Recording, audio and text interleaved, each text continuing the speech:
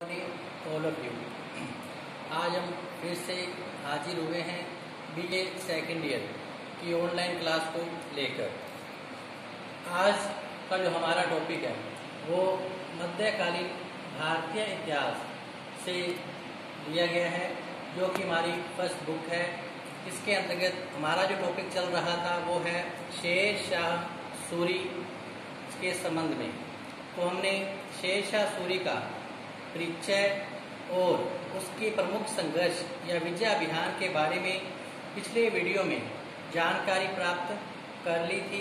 तो आइए अब हम चलते हैं शेर शाह सूरी के शासन प्रबंध की विस्तार से विवेचना करते हैं।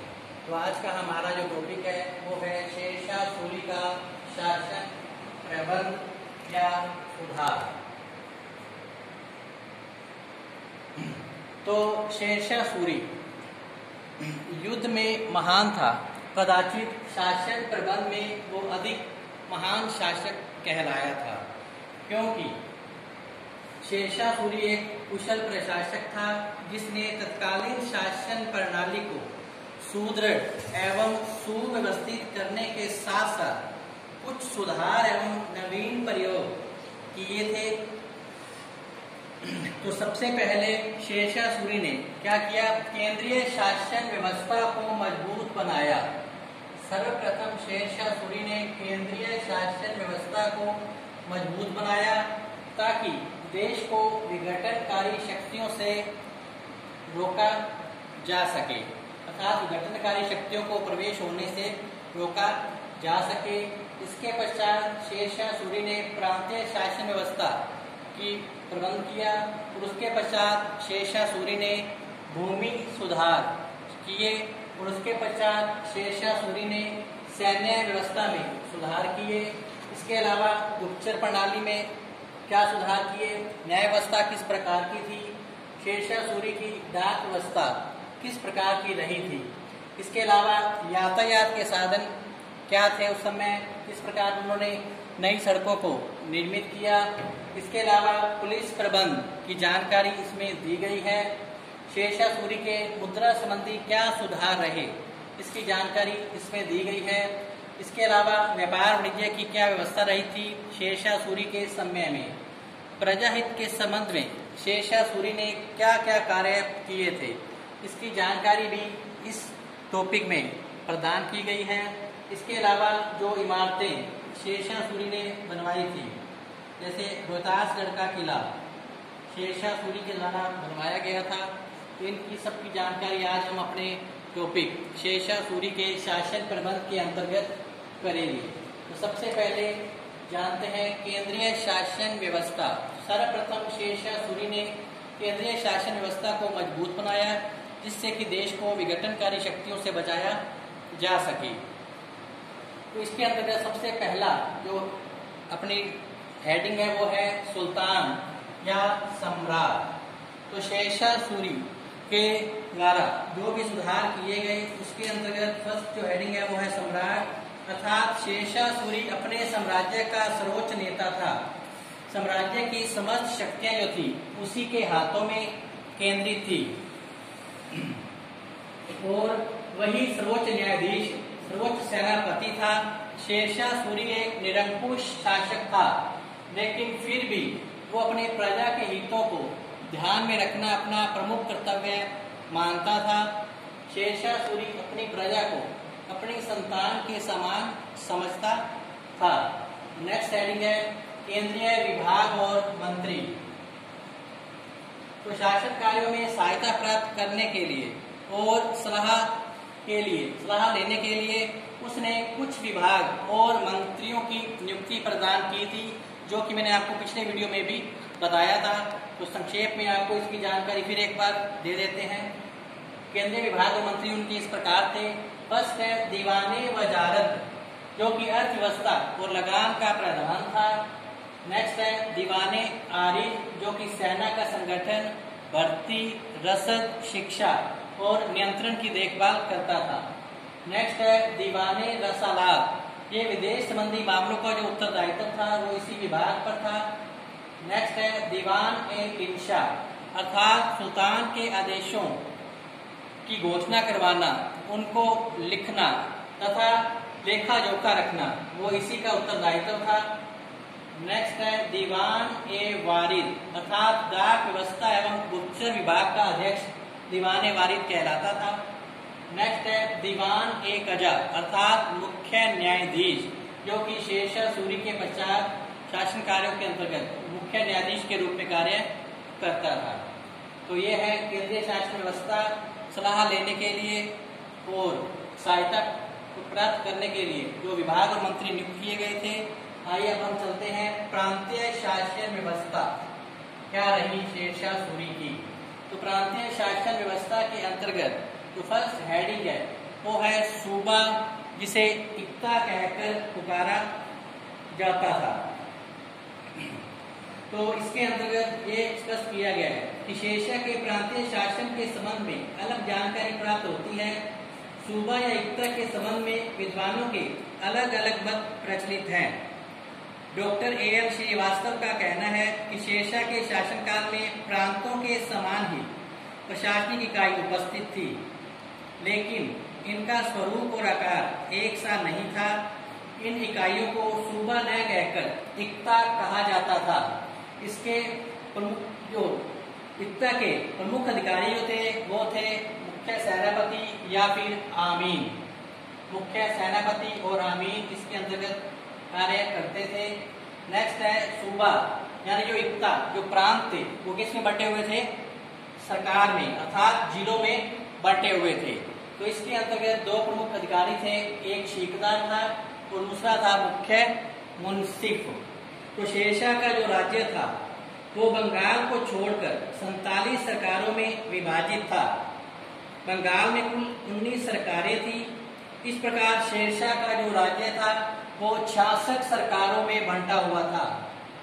शेरशाह का जो राज्य था वो 66 सरकारों में बंटा हुआ था।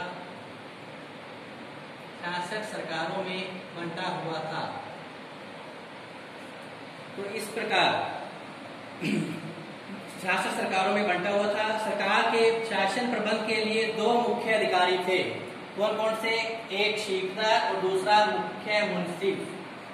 शीकदार और दूसरा मुख्य मुंसिफ। आगे जो सरकार अर्थात जो जिले थे वो आगे परगना अर्थात तहसीलों में बांटे गए थे।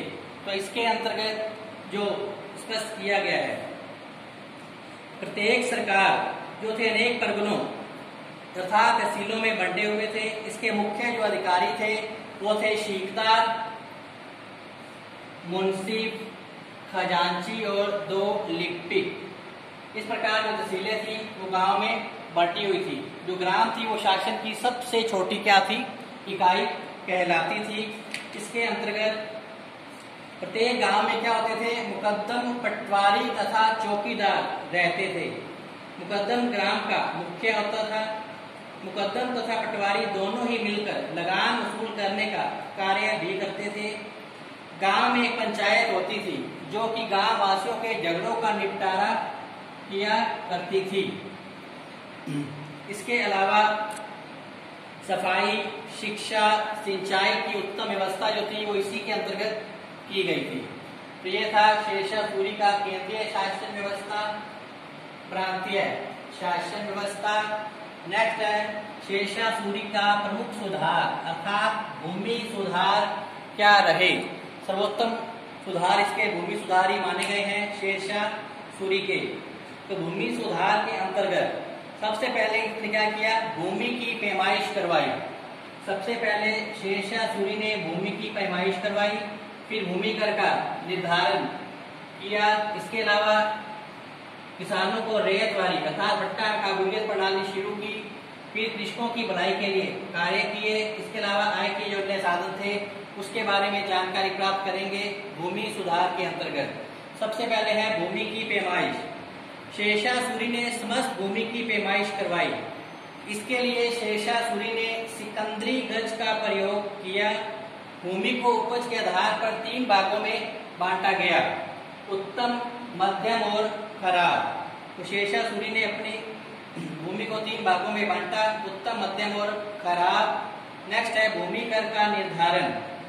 पैमाइश के बाद उपज का 1/3 भाग भूमि कर के रूप में वसूल किया जाता था। तिहाई भाग 1/3 भाग भूमि कर के रूप में वसूल किया जाता था। किसान भूमि कर नगद और अनाज दोनों ही रूपों में दे सकता था, लेकिन अधिकांशतः नगद रूप में ही लगान वसूल किया जाता था। नेक्स्ट है रैयतवारी प्रथा, अर्थात इसे पट्टा और काबूलियत प्रणाली कहा जाता है। यह शेरशाह सूरी की सर्वोत्तम व्यवस्था कही गई है। रैयत अर्थात किसान, अर्थात किसानों को पट्टे दे दिए गए भूमि का, जिसमें इस पट्टे के अंतर्गत किसानों की भूमि की किस्म, उसकी भूमि कितनी उसको प्रदान की गई है। ये कृषकों को, जमींदारों को लगान वसूली करने वाले अत्याचारों से बचाने के लिए ही शेरशाह सूरी ने रैयतवारी अर्थात पट्टा काबूलियत प्रणाली की शुरुआत की थी। इसके अनुसार कृषकों का क्या हो गया था, सरकार से सीधा संबंध कायम हुआ। किसानों को जमीनों के पट्टे दे दिए गए, जिसमें किसानों की भूमि का क्षेत्रफल, भूमि कर आदि लिखा होता था। इस पट्टे के बदले में किसानों से काबूलियत यानी कि स्वीकृति पत्र एक लिया जाता था, जिसमें स्पष्ट किया होता था कि जब तक किसान भूमि कर चुकाता रहेगा तब तक उसे भूमि से बेदखल नहीं किया जाएगा। तो इस प्रकार किसानों को काफी राहत मिली शेरशाह सूरी की रैयतवारी अर्थात पट्टा और काबूलियत प्रणाली के अंतर्गत। अब जो किसान थे भूमि के वास्तविक मालिक बन गए थे और उनका सरकार से जो था सीधा संपर्क स्थापित हो गया था। नेक्स्ट है कृषकों की भलाई के लिए शेरशाह सूरी ने क्या किया। तो शेरशाह सूरी ने किसानों की दशा सुधारने के लिए अनेक कार्य किए। उन्हें क्या किया गया, राज्य सरकार की ओर से किसानों को कम ब्याज पर उन्हें ऋण उपलब्ध कराए गए। शेरशाह सूरी ने सैनिकों को आज्ञा दे रखी थी कि जब कभी भी उनके सैनिक युद्ध करते हुए जाएं तो ध्यान रहे कि कृषकों की फसलों को कोई नुकसान नहीं पहुंचे।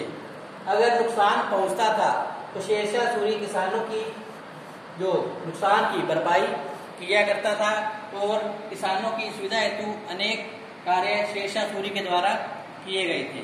इससे कृषकों को अधिक से अधिक राहत मिली थी।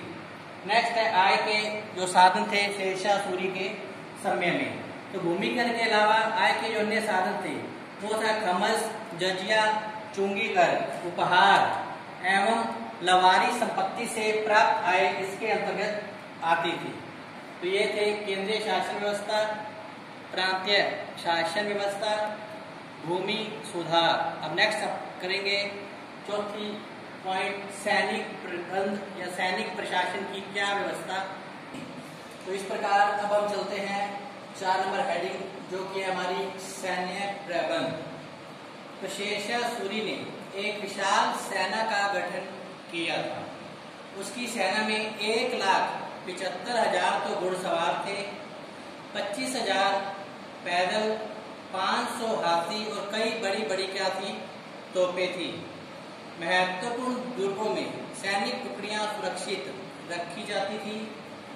शेरशाह सूरी ने क्या किया था, सैनिकों की सीधी भर्ती की व्यवस्था उसने शुरू की थी और योग्यता के आधार पर ही सैनिकों को सेना में भर्ती किया जाता था। राज्य की ओर से सैनिकों को क्या था, नगद वेतन देने की प्रथा थी। सैनिकों के रख रखाव की उचित व्यवस्था की जाती थी। बेईमानी और भ्रष्टाचार रोकने के लिए शेरशाह सूरी ने क्या किया था, सैनिकों का हुलिया नोट और घोड़ों को दागने की प्रथा उसने रखी थी। तो शेरशाह सूरी भी अलाउद्दीन खिलजी की ही बात थी। सैनिकों का हुलिया नोट और घोड़ों को दागने की प्रथा जो है शेरशाह सूरी के समय में भी रही, ताकि सैन्य प्रशासन में फैले हुए भ्रष्टाचार को रोका जा सके। इस प्रकार जो शेरशाह सूरी था वो सैनिकों की भर्ती योग्यता के आधार पर करता था और उन्हें राज्य की ओर से नगद वेतन प्रदान किया जाता था। इस प्रकार सुरक्षित सेना की व्यवस्था शेरशाह सूरी के द्वारा की गई थी। इसके बल पर उसने अपने साम्राज्य को आगे बढ़ाया था। नेक्स्ट है गुप्तचर प्रणाली। सैनिक प्रशासन के बाद है उसकी गुप्तचर प्रणाली की व्यवस्था क्या रही। तो शेरशाह सूरी की गुप्तचर प्रणाली काफी मजबूत थी।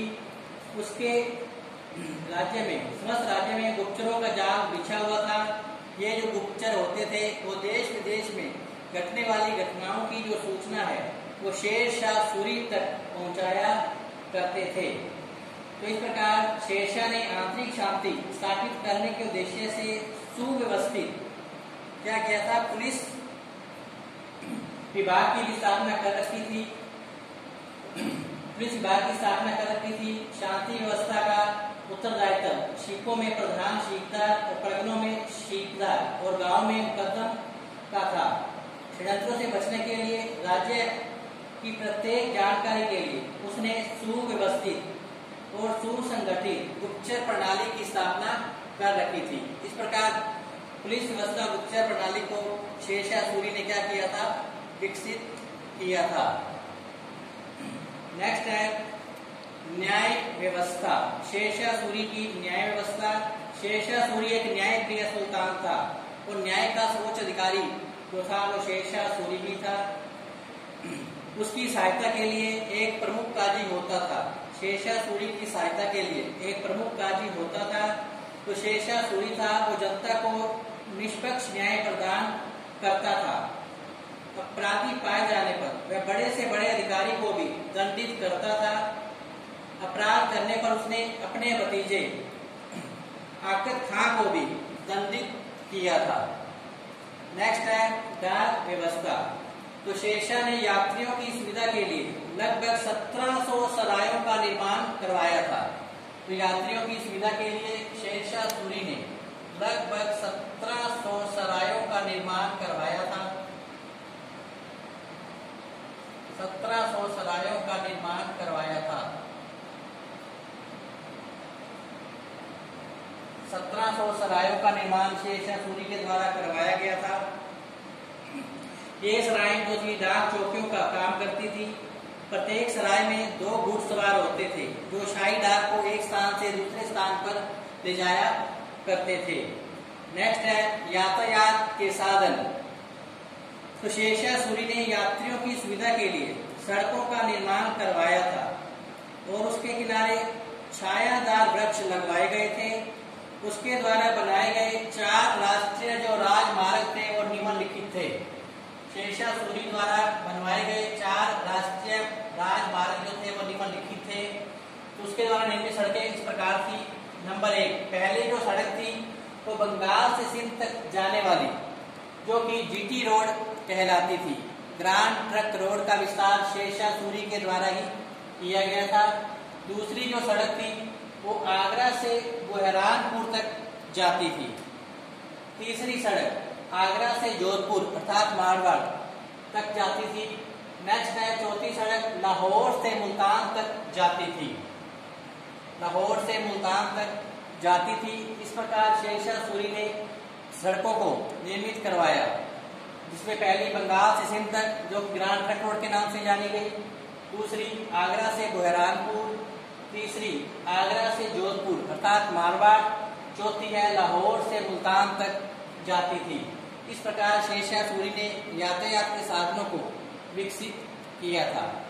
नेक्स्ट है जो पहले भी आ चुका है पुलिस प्रबंध। शेरशाह सूरी के द्वारा की गई व्यवस्था पुलिस प्रबंध। तो शेरशाह की पुलिस विभाग संबंधी व्यवस्था भी काफी उत्तम थी। सैनिक अधिकारियों पर ही पुलिस प्रबंध का भार था। ये विभाग चोर डाकू और बदमाशों पर कड़ी निगरानी रखता था और अपराधियों को कठोर दंड दिया जाता था। नेक्स्ट है मुद्रा संबंधी सुधार। तो शेरशाह सूरी ने पुराने घिसे हुए और मिश्रित धातु से बने हुए सिक्कों का प्रचलन उसने बंद कर दिया। उसके स्थान पर शुद्ध धातुओं के बने सिक्के चलाए गए। शेरशाह सूरी ने सोने चांदी और पित्तल के नए सिक्के जारी किए। शेरशाह सूरी के समय सोने का जो सिक्का था वो अशरफी कहलाता था। उसने अपने सिक्कों पर अपना नाम, पदवी और टकसाल का स्थान लिखवा रखा था।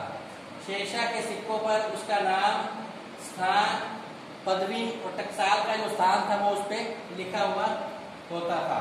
इस प्रकार शेरशाह सूरी ने मुद्रा के संबंध में अनेक महत्वपूर्ण सुधार कार्य किए थे। नेक्स्ट है व्यापार वाणिज्य की क्या व्यवस्था थी शेरशाह सूरी के समय में। तो शेरशाह ने स्थान स्थान पर लिए जाने वाले करों को कर दिया समाप्त और उसके समय में राज्य में केवल 2 स्थानों पर ही चुंगी ली जाती थी, एक तो राज्य की सीमा पर और दूसरी बिक्री के स्थान पर। शेरशाह सूरी व्यापारियों की संपत्ति की सुरक्षा का विशेष ध्यान रखता था। तो शेरशाह सूरी के द्वारा व्यापारियों की संपत्ति की सुरक्षा पर विशेष ध्यान दिया जाता था। तो इस प्रकार शेरशाह की कृषि प्रबंध, मुद्रा संबंधी सुधार और व्यापार वाणिज्य संबंधी व्यवस्था काफी उत्तम रही थी।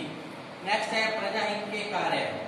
तो शेरशाह सूरी के अनुसार सुल्तान हालांकि निरंकुश और स्वेच्छाचारी होता है, लेकिन जो शेरशाह सूरी था वो अपने प्रजा के हितों का ध्यान रखना अपना मुख्य कर्तव्य मानता था। इसने प्रजाहित के संबंध में अनेक कार्य किए शेरशाह सूरी ने। तो इसने शेरशाह जो था प्रजावत्सल शासक था, जिसने अनेक सड़कों, अस्पतालों, सरायों का निर्माण करवाया। उसने दिल्ली में शाही भोजनालय भी खुलवाया, जहां गरीबों और अनाथों को फ्री भोजन मिलता था। गरीबों, अनाथों, असहायों, यात्रियों और धार्मिक पुरुषों को वहां पर क्या है, फ्री भोजन की व्यवस्था शेरशाह सूरी के द्वारा की गई थी। नेक्स्ट है इमारतें। तो शेरशाह सूरी ने अनेक भवनों, दुर्गों और राजमहलों, मकबरों का निर्माण करवाया था। उसने झेलम नदी के तट पर रोहतासगढ़ का किला बनवाया। झेलम नदी के तट पर रोहतासगढ़ का किला बनवाया। झेलम नदी के तट पर रोहतासगढ़ का किला बनवाया।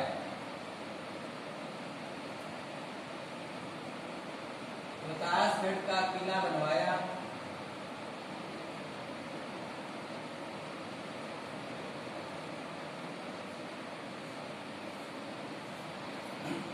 तो इस प्रकार उसने क्या किया, दिल्ली का पुराना किला भी बनवाया।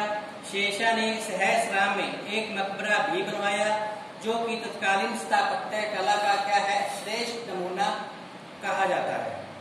तो इस प्रकार स्पष्ट है कि जो शेरशाह सूरी था वो एक महान प्रजावत्सल शासक था। युद्ध में तो शेरशाह सूरी महान था ही, कदाचित शासन प्रबंध में वो और भी अधिक महान था। उसके द्वारा किए गए महत्वपूर्ण सुधार कार्य अर्थात प्रशासन के संबंध में किए गए महत्वपूर्ण सुधार कार्य, चाहे वो केंद्रीय शासन व्यवस्था के अंतर्गत हो, चाहे प्रांतीय शासन व्यवस्था के अंतर्गत हो, या फिर भूमि संबंधी उसके महत्वपूर्ण सुधार हो।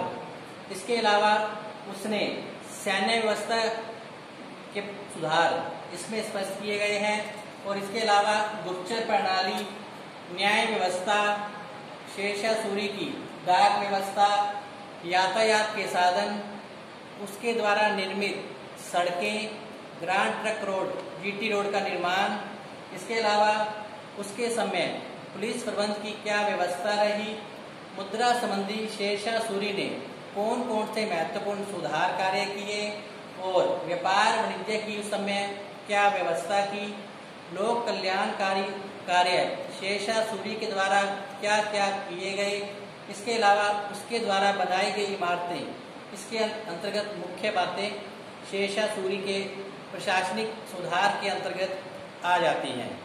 तो शेरशाह सूरी की सैनिक और असैनिक दोनों ही क्षेत्रों में उसकी जो उपलब्धियां थी वो महान थी। इसी कारण शेरशाह सूरी इतिहास में एक महान शासक कहलाया था। चूंकि शेरशाह सूरी ने केवल 5 वर्ष तक ही शासन किया था, अर्थात 1540 से लेकर 1545 ईस्वी तक की शेरशाह सूरी भारत में शासन कर पाया था। तो इस कम समय में उसकी शासन व्यवस्था के जो महत्वपूर्ण सुधार थे, उसी के कारण ये इतिहास में एक महान शासक कहलाया था। वो शासन करने के लिए उसे बहुत कम समय मिल पाया था, लेकिन सीमित समय में उसके कार्यों की सफलता के कारण ही शेरशाह सूरी को एक महान शासक की संज्ञा दी गई है। अतः ठीक ही कहा गया है कि वह नींव जिस पर अकबर ने अपना साम्राज्य खड़ा किया था वो शेरशाह सूरी के द्वारा रखी गई थी, न कि बाबर के द्वारा। तो अकबर भी इतिहास में महान शासक कहलाया था, तो उसके पीछे जो वजह थी वो शेरशाह सूरी की शासन प्रबंध भी कहा जाता है, क्योंकि अकबर ने शेरशाह सूरी की नीतियों को आधार मानकर ही अपने शासन का संचालन किया था और इतिहास में एक महान शासक कहलाया था। अगर शेरशाह सूरी कुछ समय और जीवित रह जाता तो शायद मुगलों के जो शासन व्यवस्था थी, जो इतना इतिहास में मुगलों का इतना महत्वपूर्ण स्थान है, या अकबर के बाद जितने भी महत्वपूर्ण शासक हुए जिनको एक महत्वपूर्ण शासक के रूप में संज्ञा प्रदान की गई है, तो शायद ये उभर कर सामने नहीं आ पाते और मुगल वंश जो है इतनी मजबूती से स्थापित हो ही नहीं सकता था।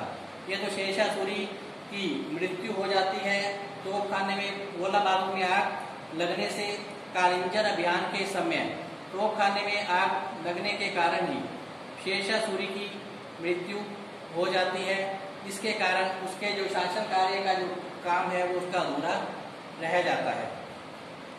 तो इस प्रकार विंसेंट स्मिथ ने लिखा है कि यदि शेरशाह सूरी कुछ समय और जीवित रहता तो अपने साम्राज्य को दृढ़ आधार पर वो खड़ा कर जाता और महान मुगलों को इतिहास के रंगमंच पर शायद खड़ा होने का अवसर ही नहीं मिल पाता। तो इस प्रकार शेरशाह सूरी के महत्वपूर्ण सुधारों के बारे में आज हमने क्या की जानकारी प्राप्त की है। तो इसके साथ ही आज का जो टॉपिक है हमारा वो यहीं पर समाप्त होता है। कल हम एक नए टॉपिक के साथ फिर हाजिर होंगे। अकबर, जो नेक्स्ट हमारा टॉपिक रहेगा वो है अकबर, मुगल सम्राट अकबर, जो कि इतिहास में एक महान शासक कहलाया था। तो इस प्रकार शेरशाह सूरी का जो शासन प्रबंध है वो 1540 से 45 तक ही रहा था, अर्थात 5 वर्ष तक इसने भारत में शासन किया था। तो इस प्रकार आज का हमारा टॉपिक यहीं समाप्त होता है। आप घर पर रहें, स्वस्थ रहें, पढ़ते रहें और अगर टॉपिक के संबंध में कोई जानकारी प्राप्त करनी हो तो कमेंट बॉक्स पर आप अपने विचार रख सकते हैं। तो इसके साथ ही आज का टॉपिक यहीं समाप्त होता है। धन्यवाद।